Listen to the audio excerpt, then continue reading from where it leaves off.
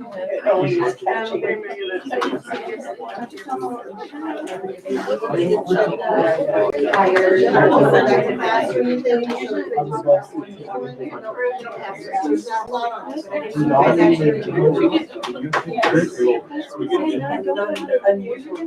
everybody, welcome to the boardroom, right? Tonight's special board meeting of the Arlington Board of Education is being held in compliance with the Nebraska Open Meetings Act, a copy of which is posted on the side wall over there. And they get quizzed over this, right? And you guys take plenty of notes and, yeah, exactly. Quizzes. Yeah. If you're well behaved, we'll give you full credit for the short Dylan meeting. is so confused. Let's go ahead and take roll and get started, please. We'll call the meeting to order at 5:34.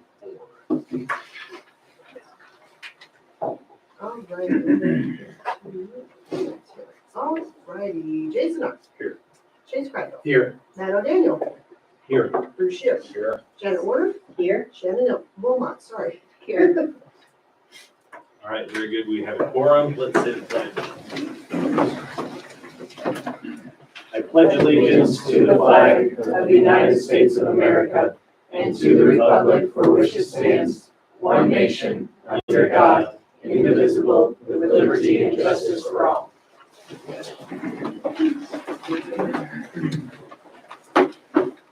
All right, on our agenda tonight, we have one item, the reason for us to call this special board meeting, and that is to discuss and possibly take action on setting our class size limits for the 2022-2023 school year. We had some discussion at our prior board meeting, and the board decided we'd hold a special meeting to continue that discussion and allow the admin team to put together some additional information for us to consider in our discussion. So I would open up the floor here to the board, and you guys tell me how you would like to kick this meeting off. If you would like Dr. Lewis to kind of outline the attachments she's put on here, roll through those. If anybody on the board has thoughts they'd like to get started first on, it's a discussion, and we've got the whole admin team here to answer questions and offer their thoughts too. So you guys just let me know like that. Chase, when you were talking about this the last meeting, Yeah. you didn't mean to totally do away with option enrollment. Not like that, no. Right. No. It And would not be- to get rid of the kids that are already here. That's correct. I- No, I clarified It that. sounded, what, all this information sounded like they thought that next year we were gonna have option enrollment. And I didn't think that was at all what you said. No, it would, to clarify, at the last board meeting, my suggestion was to, any kid, for instance, that was already at the school would still be able to continue and finish at Arlington Public Schools, absolutely.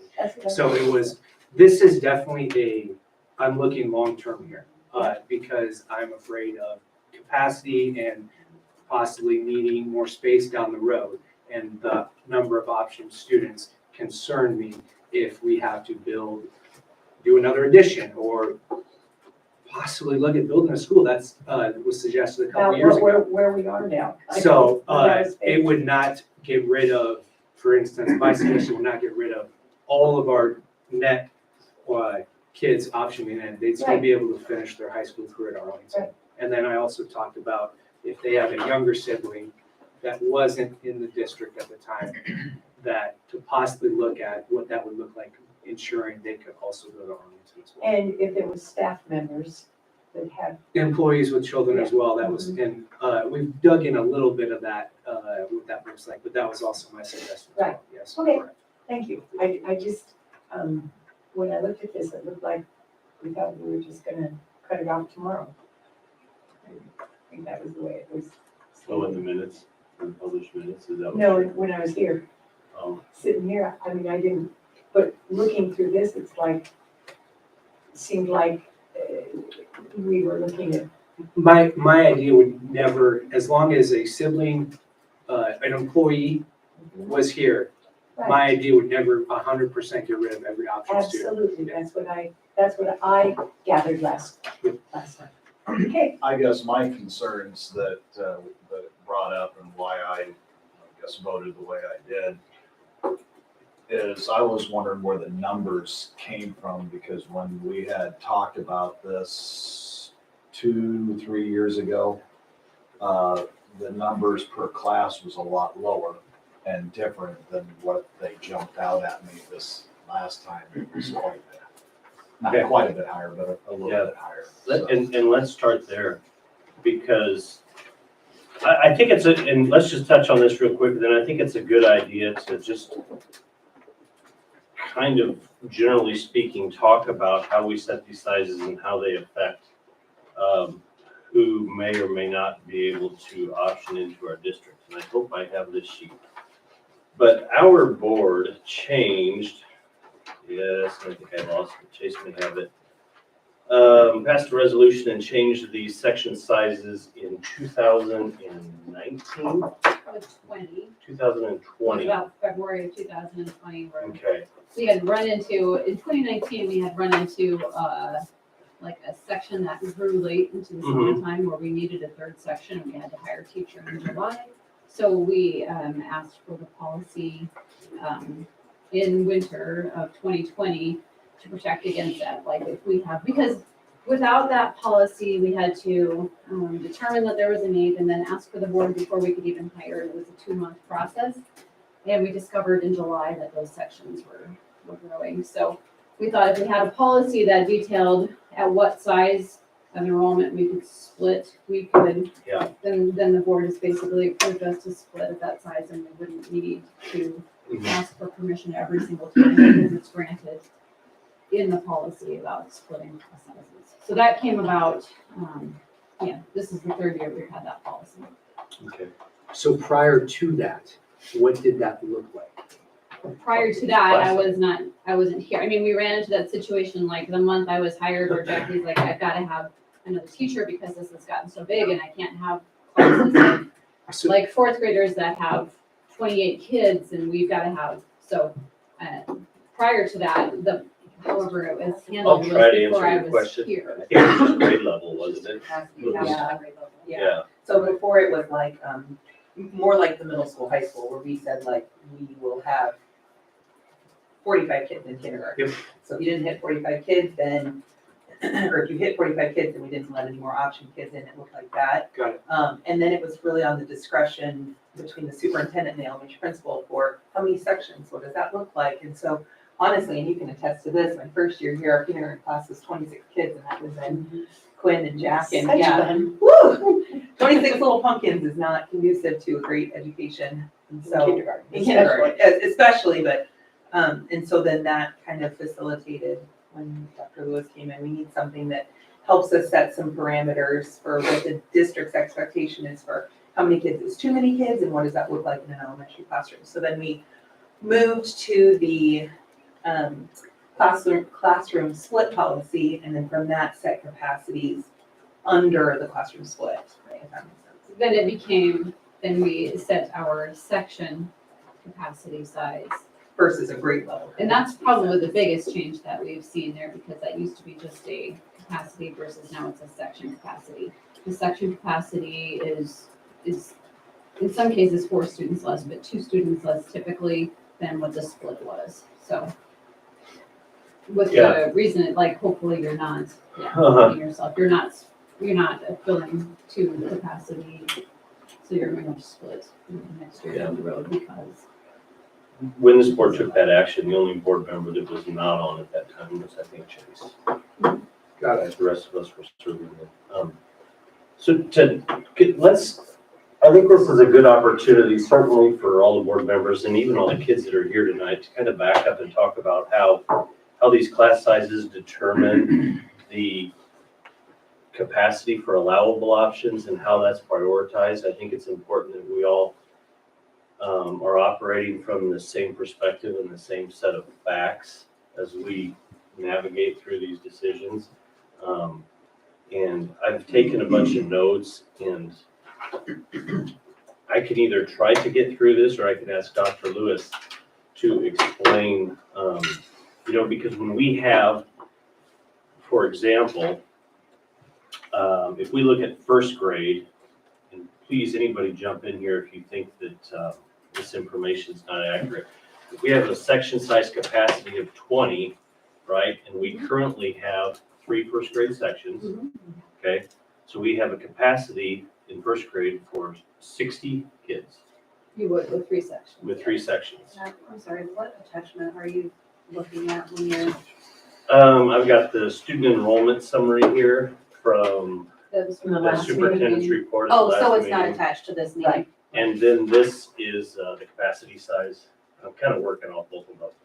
And neither one of them is, I'm just in this board meeting, This guy. so. No, it's, one of them is on this book, Yeah. just not the Yeah. one from, it's just not the one from off for me. Okay. I'm just, So generally speaking, if you have 3 teachers, that gives you capacity for 60 students in that grade level. And, our projected total enrollment with children that live within the boundaries of the district is 44, right?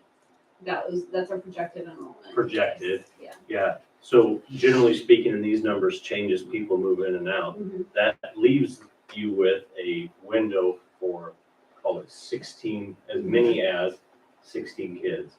And then there are other things that come into play, IEPs on the individuals in that class and those sort of things. So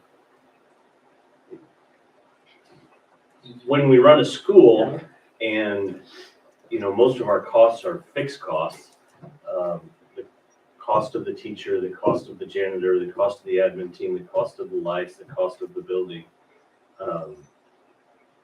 So if we have 3 teachers that can properly teach 60 kids, if this board and this group thinks that 20 per section is a reasonable number, or could possibly teach 44 kids, it seems to me like it's more efficient to allow the extras in there. And, the state of Nebraska also has a formula that when we allow those children in, they come with state aid. I mean, that's the reality of it. It's not our system, it's the system of the legislature. So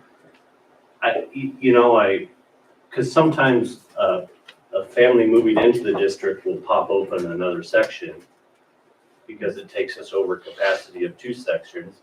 So we may be looking at a situation where we have to add an instructor for 3 or 4 kids that moved into the district, and now it takes all those sections down, depletes them down maybe from 20 to 13, 14, 15, and then gives you the opportunity to infill that with option students also. I think it's important that the taxpayers understand how the system works too, because there's some numbers in here that are eye-opening, the budget portion of this. So. One thing to keep in mind Okay. too is when we established or when we asked for the split policy, the class reduction, the elementary class size limit and reduction policy, those numbers weren't randomly pulled either. Jackie and I did a little research on what the optimal class size is for students at what grade levels. And so, reasonably, we wanted to have like a full enough class that instruction was effective, but not so full that you couldn't handle it, and not so small that they're missing out on some of the social aspects and the things that they learn from each other. So there's lots of research on that. So when we asked for that policy on when we could split from 2 to 3 sections or do that, it was based on research and what students learn the best. And so then the capacity, section size capacity is set to be slightly under what that max number was. So hopefully that all makes sense too. They weren't just numbers that we pulled out of the air. When you get sections that are 26 or 27 kindergartners, they don't learn as effectively as if they have 18 kids in that classroom. It's just, they learn better at that size for that grade level. When they get a little bit older, they can handle a few more students in there and they can learn just as effectively with a few more students, but. Okay. We didn't just pull them out of the air. They were, yeah, there's lots of research behind that too. And then our policy also prioritizes, might be the right word, when we have multiple applications. I'm looking for it here, you probably know it. The first priority has to, currently has to go to students that have siblings. There are And we already, go in the order, yeah, that have Okay. older siblings that are already attending the district, and that's statute, so you have to do that. If students have been here in attendance for 2 school years, you automatically have to approve their applications. And then you go in the order in which they were received, so the earliest ones, and you will prioritize based on that. Okay. The other suggestions that we're talking about adding, such as, prioritizing in our language, teacher, students, and everything like that. That's one thing that our attorney would caution against, because you are supposed to be denying and approving based on the capacities that you've set, not on the classification of those. You have to, by statute, prioritize some, but he cautions against prioritizing others based on those types of things. Now, it's not illegal to have a policy that places a priority on that, but you shouldn't probably adjust your capacities based on that, and on what you have as applications. You should adjust your capacities based on numbers and what you can handle. You could set yourself up for families appealing your denials if you're denying just because of the fact that they don't have a sibling or they don't have, and you're not basing it on your capacity.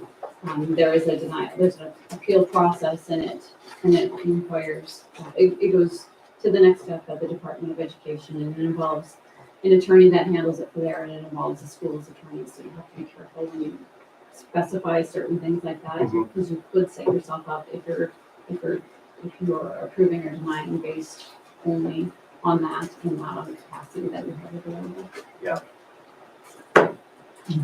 Since this policy was back in 2020, I think is what you said, has it, I can't see prior to 21, I'm just looking at the net of 149, excuse me, not net, in only, for this year and last year. I can't see the previous year. I guess my question is, has this policy created almost an increase in those option in because we adjusted those numbers with this? I only can see 3 years and it's an increase, but that's a small sample size. Right, and I'd have to go back and pull those reports myself because that's not an easy one to find. Yeah. So I just had the last 2 years on my desk, and the numbers in were pretty stable as far as that goes, like 150, 149, so a little bit, but that changes quickly too when you have a class with lots of them that graduate and you don't let very many in. So next year that's going to drop a lot too. Just even if we approved all of the kindergarten applications that we had, because we had capacity, a graduating class that has 20 option in, so the net there is going to go down at least 10 on that. But so it changes based on that, and it changes quite a bit. But if I went back, I'd have to go back and dig through some paperwork to find what the actual option in was 3 years ago and 4 years ago and 5 years ago. I don't have that right at my fingertips on this computer. But previous to 2020, we just went off of class size for grade level. Previous, as far as Yeah. elementary, we've always had that 7 through 12 has always been on class size, but prior to that, K through 6 was class size and not section size. And what we found, to be perfectly honest, what we found happened with that, I would be surprised if our numbers have increased. I think I would say they're closer, at least maybe even down a little bit, was that we set our capacity sizes for the grade level high enough that we would always have room for some option kids. Yeah. And so what we did was fill classrooms to the brim. Yep. And then we kind of got into this situation where we needed some teachers because we needed to lower classroom sizes and needed to do some things Was like it that. just that, I can't remember what grade you said you got an influx of, I can't remember what it was, what grade, 3rd or 4th. Uh-huh. Was it just That actually, it's the same kindergarten class that I was talking about, those were moving families. And we did not have, at that time, did not have many option kids in that grade. There were 3, I believe, at that time. It just must have been a very popular year to have. So that children. one grade was really the catalyst, if you will, to this policy. Right, that we need some help to be able to move quicker to make decisions on hiring. Got it. With Stuff. Was there any grades where there was a concern of that, or was it just that one? Oh, no, I mean, we kind of always, I think our practice has really been to try to fill seats, butts and seats, as opposed to empty. And so we've kind of always just teetered on that, too many in a room, not enough in a room, right on that line. I feel like these two policies working together have afforded us the advantage to provide smaller classroom sizes as well as let in those few option students without the fear of, okay, we let in these 3 option students in April. Now I had a family with twins move in and I had one more. They all happened to be in the scene. So it kind of, on my end, I feel like it's really provided us a good cushion to not overfill, but then also to be able to use resources to the best of our abilities. So. I think the biggest thing here is the community, and rightfully so, is concerned that their tax dollars are going to for the educational expenses of kids that live outside the district. I think that's a community concern, and I think when you look at this in summary and totality, when option enrollment is managed right, it actually helps lower the cost per pupil and lower some of our expenses in the district. Allows us to continue to basically be the size of school that we are as our own ups and downs happen within our district of our population or whatever. And, we have this conversation a lot, and I always welcome it. I think at the end of the day, we see that, this team and the team before is really pays a lot of attention to this and uses it, manages it quite well, and this board has made good policies too, with class sizes and things to manage this well. It's not a science, it's more of an art, I think, to try and guess how many kids will be enrolled in our school next year, I've recently sold a house. Chase has a house for sale. Janet, you're gonna be selling your house soon, probably. Who knows how many kids those transactions will bring into the district, so it's to be managed. The elementary part is Okay. is really understandable, and I like the fact that there's smaller class sizes there. But what happens when they all come into high school? Then we don't have, I don't know, you have lots bigger class sizes then, don't we? No, smaller. Yeah, right. Yeah, they're smaller. We're talking about the amount of students sitting in a particular classroom because you can have multiple. As they get sections like that during older, the day. some of their course offerings are more diversified. So Right, not everybody's yes. just in whatever, 3rd grade math. So that helps to spread them out, and ultimately we're 3 sections at least across the board at the high school For level. everything. Okay. We did have to manage the last 2 years before this, middle school classes that we had 5 sections amongst the 2 classes just because one class size was smaller. So we had 3 sections in the 7th grade, 2 sections in the 8th grade, and then that was 2 sections in the 8th grade, 3 sections in the 7th grade, or vice versa. And now we're basically with the sizes that are coming in are 3 sections of our core content classes. In our schedule, we're able to make that happen. Okay. Yep. We had a few years ago, going back to I think it's 4th grade now, but when they first started, we had to add a teacher to a section. As that grade continues to follow through, have we had to add more help to follow that grade along?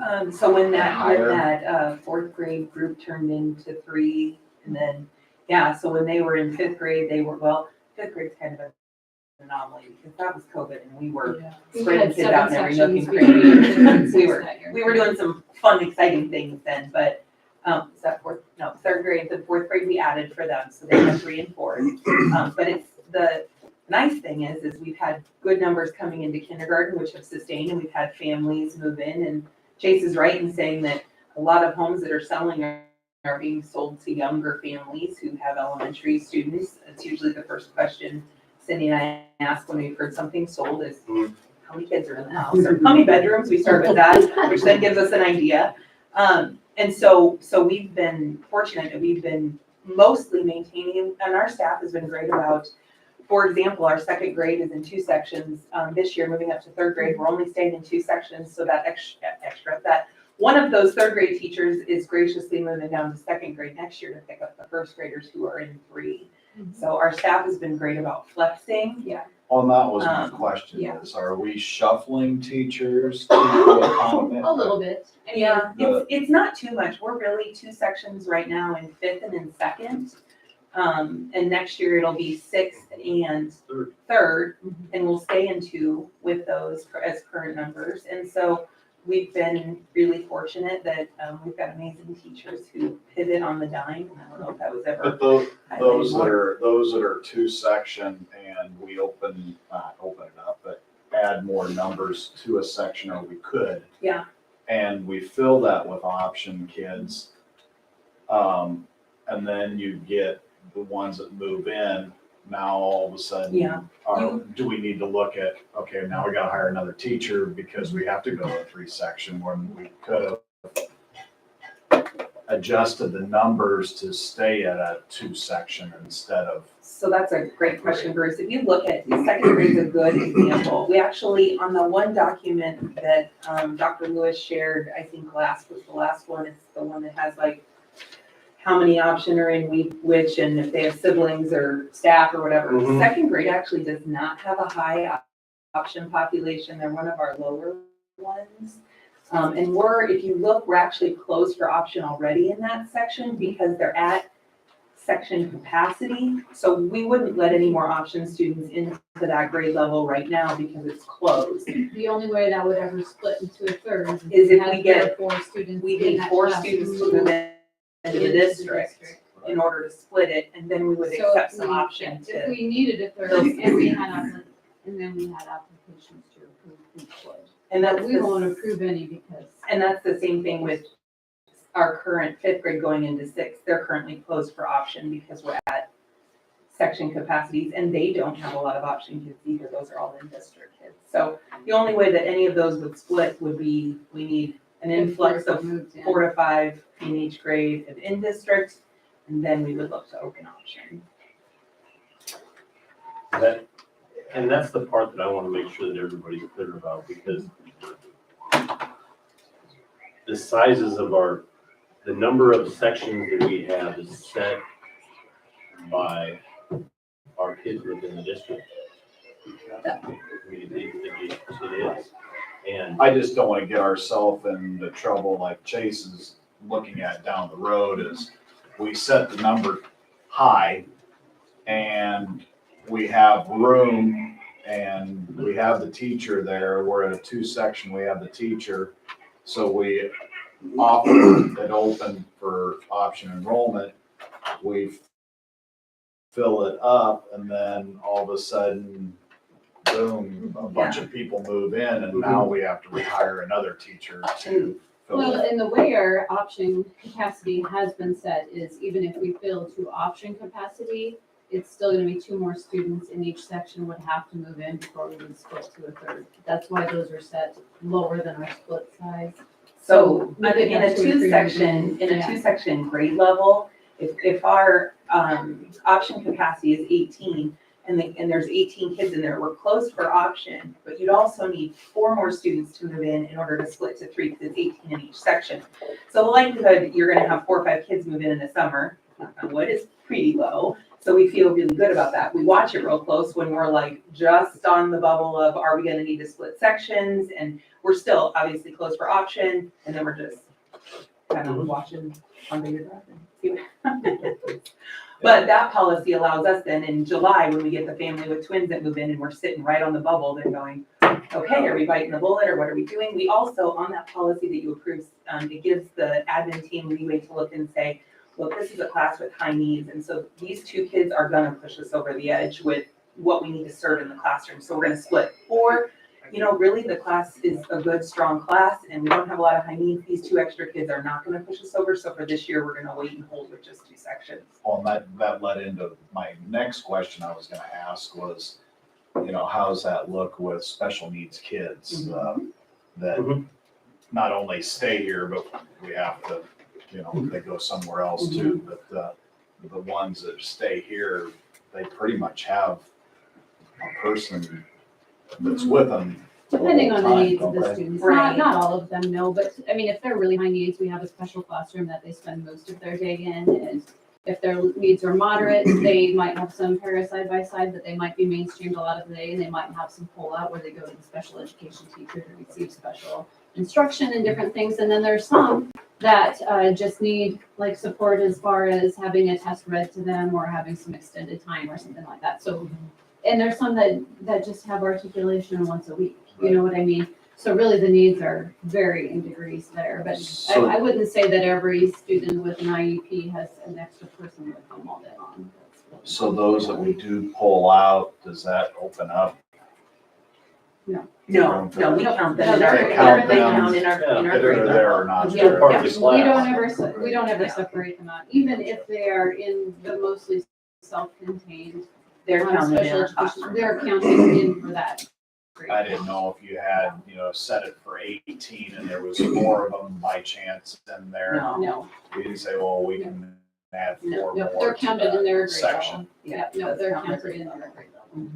Mhm. Is it fair to say that this new policy that was enacted in 2020 has a much bigger impact, if you will, on the elementary side of things than it does the high school I side? would say yes, Yeah. 100%. It only impacts elementary and Yeah, the change to section size, yes, very much so. Mr. Pinkston, do you, No, that's where much of this takes place. And, I mean, that's the reality of it. So, I don't know, there may be an influx in 7th grade, maybe a little in 9th grade, but most of the option and figuring out where are we gonna settle down and live and want our kids to go to school and all that kind of stuff. And, I mean, that takes place at a younger age usually, so. You know, just with housing choices and whatever else in Arlington, that might limit their choice to want to, or to build a house or get a house here, so. I don't know, but as families figure that out, that usually happens at a younger age. And, you know, if we have an option student, typically, then that just flows down for 13 years. to their That's how career, they yeah. end up with us. Going into the high school, you use St. Paul's as numbers too, don't you? Not if they're a resident student. To They figure may, out that who's gonna be. oh, coming in numbers? Oh, yeah. 7th and 8th grade If or they're from our coming in as a district, yes. freshman. Yep. If they're from our district, yes, if they're, not all students at St. Paul's are Right. from Arlington. No, I understand that. Mr. Finkston, in your tenure, have you had to hire another teacher on the high school side in any class discipline due to size? Needed more teachers to teach a history class or anything like that?